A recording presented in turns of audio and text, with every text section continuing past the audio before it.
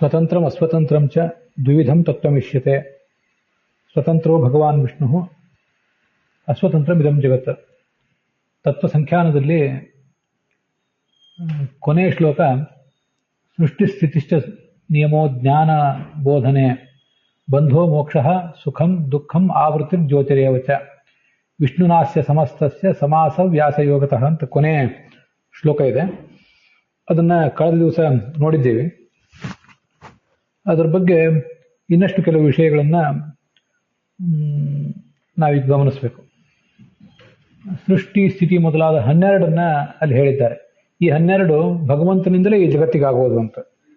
ಅದರಲ್ಲಿ ಎಲ್ಲವೂ ಎಲ್ಲರಿಗೂ ಆಗೋದಿಲ್ಲ. ಜಡಗಳಿಗೆ ಕೆಲವು, ಚೇತನಗಳಿಗೆ ಕೆಲವು, ಜಡಗಳಲ್ಲಿ ಒಂದೊಂದಕ್ಕೆ ಒಂದೊಂದು ರೀತಿ ಅಂತ ಹೀಗೆಲ್ಲ ಬಂದಿದೆ. ಚೇತನರಲ್ಲಿಯೂ ಕೂಡ ಎಲ್ಲರಿಗೂ ಎಲ್ಲವೂ ಇಲ್ಲ. ಲಕ್ಷ್ಮೀದೇವಿಗೆ ಬಂಧ, ಸಂಸಾರ ಬಂಧ ಅನ್ನೋದೆಲ್ಲ ಇಲ್ಲ. ಹೀಗೆ ಯಾರಿಗೆ ಯಾವುದು ಸಂಭಾವಿತವೋ ಅದೆಲ್ಲವೂ ಆಗುವುದು ಭಗವಂತನಿಂದ ಅಂತ ಅರ್ಥ. ಅಲ್ಲಿ ಕೊನೆಯದಾಗಿ ಆವೃತ್ತಿ ಮತ್ತು ಜ್ಯೋತಿ ಅಂತಿದೆ. ಆವೃತ್ತಿ ಮತ್ತು ಜ್ಯೋತಿ ಅಂದ್ರೆ ಕತ್ತಲು ಮತ್ತು ಬೆಳಕು ಅಂತ ಹೀಗೆ ಅನುವಾದ ಮಾಡಿದ್ದಾರೆ. ಹಾಗೆ ನಾನು ಕಳೆದ ದಿವಸ ಹೇಳಿದ್ದೆ. ಆದರೆ ಅದಕ್ಕೊಂದು ಬೇರೆ ಅರ್ಥ ಇಟ್ಕೊಳ್ಬೇಕು. ಕತ್ತಲು ಬೆಳಕು ಅಂತ ಅನ್ನೋದು ಅಷ್ಟು ಉಚಿತವಾದ ಅರ್ಥ ಅಲ್ಲ. ಭಾಗವತ ತಾತ್ಪರ್ಯ ಮೊದಲಾದ ಕಡೆ ಸ್ವರೂಪಾಚ್ಛಾದಿಕ ಮತ್ತು ಜೀವಾಚ್ಛಾದಿಕ ಅಂತ 2 ಥರದ ಆವರಣಗಳನ್ನ ಹೇಳಿದ್ದಾರೆ. ಅಲ್ಲಿ ಸ್ವರೂಪಾಚ್ಛಾದಿಕ ಅಂತಂದ್ರೆ ಅದು ಇವೆರಡೂ ಆವರಣಗಳು ಕೂಡ ನಮಗೆ ನಮ್ಮ ಜ್ಞಾನ ಮತ್ತು ಭಗವಂತನ ಜ್ಞಾನ ಇದನ್ನು ಬರುವುದನ್ನ ತಡೀತವೆ. ಜೀವಾಚ್ಛಾದಕ ಆವರಣ ಏನಿದೆ ಅದು ಜೀವನನ್ನ ಕವಿದಿರ್ತದೆ. ಮತ್ತು ಸ್ವರೂಪಾಚ್ಛಾದಕ ಪರದೆ, ಇವೆರಡೂ ಪರದೆಗಳಿದ್ದಂತೆ ಅದು ಭಗವಂತನಿಗೆ ಆವರಕವಾಗಿರ್ತದೆ. ಭಗವಂತನಿಗೆ ಆವರಣ ಅನ್ನೋದು ಇರೋದು ಹೇಗೆ ಅಂತ ಅನ್ನೋದನ್ನ ನಾವು ಸೂಕ್ಷ್ಮವಾಗಿ ಗ್ರಹಿಸಬಹುದು ಒಂದು ದೃಷ್ಟಾಂತದ ಮೂಲಕನೇ.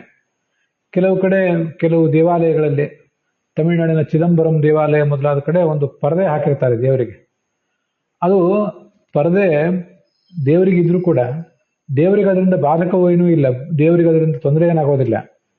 ಭಕ್ತರಿಗೆ ದೇವರು ಕಾಣದೇ ಇರುವಂತೆ ಆ ಪರದೆ ಅಷ್ಟೆ.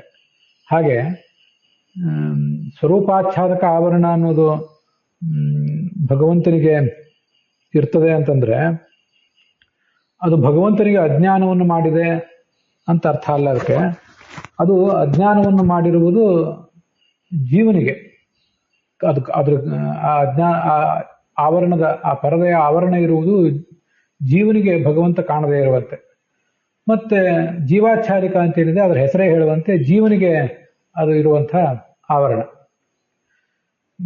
ಮುಕ್ತಿಗೆ ಹೋಗುವಾಗ ಜೀವಾಚ್ಛಾದಿಕಾಂ ಹತ್ವ ಸ್ವರೂಪಾಚ್ಛಾದಿಕಾಂ ವ್ಯಾಘುಟ್ಯ ಮೋಕ್ಷ ಪದವೀಂ ಅಂತ ಭಾಗವತ ತಾತ್ಪರ್ಯದಲ್ಲಿ ಹೇಳ್ತಾರೆ. ನಮಗೆ ಜೀವರಿಗೆ ಆವರಣ ಏನಿದೆ ಅದನ್ನ ಪೂರ್ಣವಾಗಿ ಸರಿಸಿಬಿಡ್ತಾನೆ ಭಗವಂತ. ಅದು ಒಬ್ಬೊಬ್ಬ ಜೀವನಿಗೆ ಅವನವನಿಗೆ ಅದು ಪ್ರತ್ಯೇಕವಾದ ಒಂದು ಆವರಣವೇ ಇರ್ತದೆ. ಅದನ್ನು ಪೂರ್ಣವಾಗಿ ಸರಿಸೇ ಬಿಡ್ತಾನೆ. ನನ್ನ ಆವರಣ ಸರಿಯಿತೆ ಅಂದರೆ ನನಗೆ ಮೋಕ್ಷ, ನಿಮ್ಮ ಆವರಣ ಸರಿದರೆ ನಿಮಗೆ ಮೋಕ್ಷ.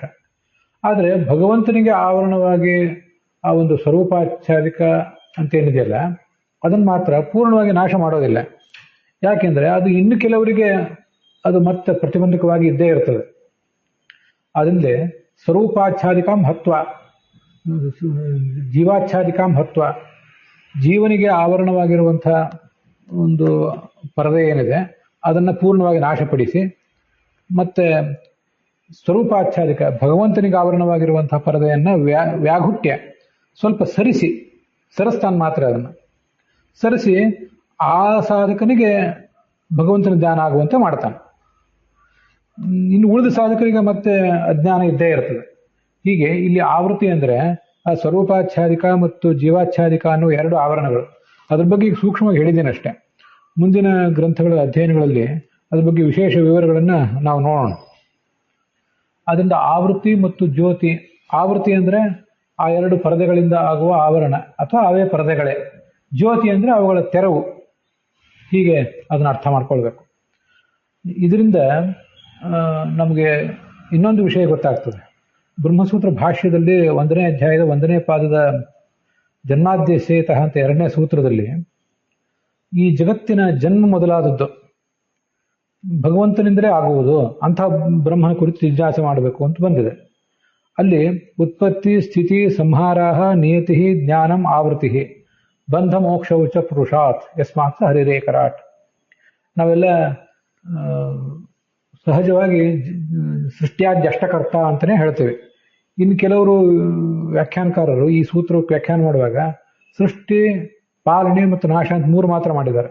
ಆ 3 ಮಾತ್ರ ಅಲ್ಲ, ನಿಯತಿ ಅವರನ್ನು ನಿಯಂತ್ರಣದಲ್ಲಿಡುವುದು, ಮತ್ತೆ ಜ್ಞಾನಂ ಅಂದರೆ ಜ್ಞಾನ ಗೊತ್ತಿದ್ದೇ ಇದೆ, ಆವೃತ್ತಿ ಅಂದರೆ ಅಜ್ಞಾನ ಅಂತ ಅರ್ಥ ಅಲ್ಲಿ ಆ ಸೂತ್ರದಲ್ಲಿ, ಬಂಧ ಸಂಸಾರ ಬಂಧ ಮೋಕ್ಷ ಇವೆಲ್ಲವನ್ನೂ ಇಟ್ಕೋಬೇಕು ಅಂತ.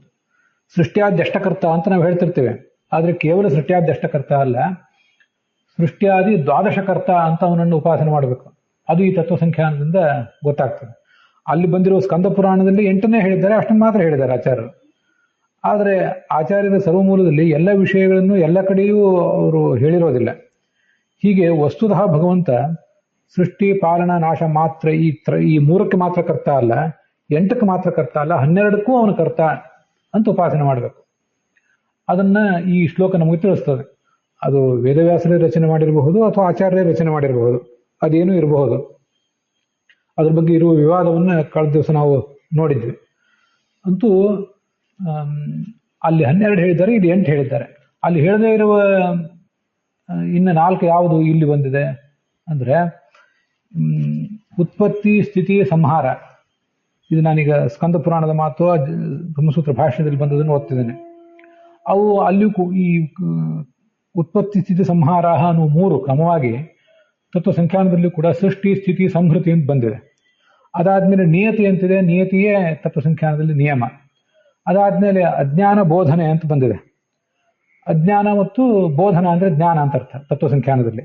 ಅದು ಬ್ರಹ್ಮಸೂತ್ರ ಭಾಷ್ಯದಲ್ಲಿ ಜ್ಞಾನಂ ಆವೃತ್ತಿ ಅಂತ ಬಂದಿದೆ. ಅಲ್ಲಿ ಆವೃತ್ತಿ ಅಂದ್ರೆ ಅಜ್ಞಾನ ಅಂತ ಅರ್ಥ, ಇದನ್ನು ಗಮನಿಸಬೇಕು. ಮತ್ತೆ ಬಂಧ ಮೋಕ್ಷ ಅಂತ ಅಲ್ಲಿದ್ದೇ ಇದೆ, ಇಲ್ಲಿ ಕೂಡ ಬಂಧ ಮೋಕ್ಷ ಅಂತ ಇಟ್ಕೋಬೇಕು. ದುಃಖ ಮತ್ತು ಸುಖ ಇವು ಕೂಡ ಇಲ್ಲಿ ಎಕ್ಸ್ಟ್ರಾ ಇರೋದು ತತ್ವ ಸಂಖ್ಯಾನದಲ್ಲಿ 10 ಆಯ್ತು. ಮುಂದೆ ಆವೃತ್ತಿ ಅಂದ್ರೆ ಸ್ವರೂಪಾಚ್ಛಾದಿಕ ಜೀವಾಚ್ಛಾದಿಕ ಎಂಬ 2 ಆವರಣಗಳು ಮತ್ತು ಅವುಗಳ ಜ್ಯೋತಿ ಅಂದ್ರೆ ತೆರವು ಅಂತ ಹೀಗೆ ನಾವು ಅದನ್ನು ತಿಳ್ಕೊಳ್ಬೇಕು. ಇದು ಒಬ್ರು ಗುರುಗಳಿಂದ ಜ್ಞಾನಿಗಳಿಂದ ತಿಳಿದು ಬಂದದನ್ನ ಇಲ್ಲಿ ಹೇಳಿದ್ದೇನೆ. ಶಾಸ್ತ್ರದಲ್ಲಿ ಕೆಲವು ಕಡೆ ಜೀವಾಚ್ಛಾದಿಕ ಪರಮಾಚ್ಛಾದಿಕ ಅಂತ ಹೀಗೆ ಶಬ್ದ ಇರಬಹುದು. ಅಂತೂ ಭಗವಂತನಿಗೊಂದು ಪರದೆ, ಜೀವನಿಗೊಂದು ಪರದೆ ಅನ್ನೋದನ್ನ ಅಲ್ಲಿ ಹೇಳಬೇಕು. ನಾನು ಅದನ್ನು ಸ್ವರೂಪಾಚ್ಛಾದಿಕ ಅಂತ ಇಲ್ಲಿ ಹೇಳಿದ್ದಿರಬಹುದು. ಹಾಗೇನಾದ್ರು ವ್ಯತ್ಯಾಸ ಇದ್ರೆ ಅದನ್ನ ನೀವು ಗಮನಿಸಬೇಕು ಶ್ರೋತೃಗಳು. ಮುಂದೆ ಆ ಗ್ರಂಥಗಳನ್ನು ನೋಡುವಾಗ ಅದರಲ್ಲಿ ವಿವರವಾಗಿ ನಮಗೆ ನೋಡ್ಲಿಕ್ಕೆ ಸಾಧ್ಯ ಆಗ್ತದೆ. ಭಾಗವತ ತಾತ್ಪರ್ಯದಲ್ಲಿ ಬಂದಿದೆ ಅಂತ ಹೇಳಿದೆ. ಅಲ್ಲಿ ಅಥಾನ್ಯೇ ಪ್ರಕೃತಿ ದುಷ್ಟೇ ವೃಷು ಪ್ರಾತಿಸ್ವಿಕಂ ಸ್ಥಿತೆ. ಪ್ರಾತಿಸ್ವಿಕಂ ಅಂದ್ರೆ ಪ್ರತಿಯೊಬ್ಬರಿಗೂ ಸಪರೇಟ್ ಆಗಿರುವಂಥದ್ದು. ಸ್ವಗುಣಾಚ್ಛಾದಿಕಾತ್ವೇಕ, ಜೀವನದಲ್ಲಿ ಪ್ರತ್ಯೇಕವಾಗಿ ಅವನೊಬ್ಬನಿಗೆ ಸಪರೇಟ್ ಆಗಿರುವಂಥದ್ದು ಸ್ವಗುಣಾಚ್ಛಾದಿಕ. ಏಕ ಪರಮಾಚ್ಛಾದಿಕ ಪರ, ಭಗವಂತನನ್ನ ಕವಿದಿರುವಂತಹ ಪರದೆ ಅಂದ್ರೆ ಅದು ಬೇರೆ. ಸ್ವಗುಣಾಚ್ಛಾದಿಕ ಮಹತ್ವ, ನಮಗೆ ನಿಮಗೆ ಒಬ್ಬೊಬ್ಬರು ವ್ಯಕ್ತಿ ಪರ್ಟಿಕ್ಯುಲರ್ಲಿ ಮೋಕ್ಷಕ್ಕೆ ಹೋಗುವಾಗ ಅವನಿಗೇನು ಆಚ್ಛಾದಕವಾದಿದೆ ಅದನ್ನ ಪೂರ್ಣ ನಾಶಪಡಿಸ್ತಾನೆ. ಪರಮಾಚ್ಛಾದಿಕಾಂ ಪರಹ ವ್ಯಾಘುಟ್ಯ, ಅದನ್ನ ಸರಿಸಿಬಿಡ್ತಾನೆ, ಮಾತ್ರ ಸ್ವಲ್ಪ ಸರಿಸಿ ಇವನಿಗೆ ಕಾಣುವಂತೆ ಮಾಡ್ತಾನೆ, ಪೂರ್ಣ ಅದು ನಾಶ ಆಗೋದಿಲ್ಲ. ದದಾತಿ ಪುರುಷೋತ್ತಮ ಅಂತ ಹೀಗೆ ಬಂದಿದೆ. ಅಲ್ಲಿಗೆ ತತ್ವ ಸಂಖ್ಯಾನ ಗ್ರಂಥದ ಶ್ರವಣ ಮತ್ತು ಪಾಠ ಮತ್ತು ಶ್ರವಣ ಸಮಾಪ್ತ ಆಗಿದೆ. ಇದನ್ನ ನಮ್ಮ ತಂದೆ ತಾಯಿಗಂದರು ಮತ್ತು ಗುರುಗಳು ಅವರ ಅಂತರ್ಯಾಮಿಯಾದ ಭಾರತೀಯರ ಮುಖ್ಯ ಪ್ರಾಣಾಂತರ್ಗತನಾದಂಥ ಅಂಬೃಣೀಪತಿಯಾದ ವೇದವ್ಯಾಸ ರೂಪಿಯಾದ ಭಗವಂತನಿಗೆ ಅರ್ಪಣೆ ಮಾಡೋಣ. ಶ್ರೀಕೃಷ್ಣಾರ್ಪಣ ಮಸ್ತು. ಅಲ್ಲಿಗೆ ಈ ಭಾಗ ಸಮಾಪ್ತ ಆಗಿದೆ.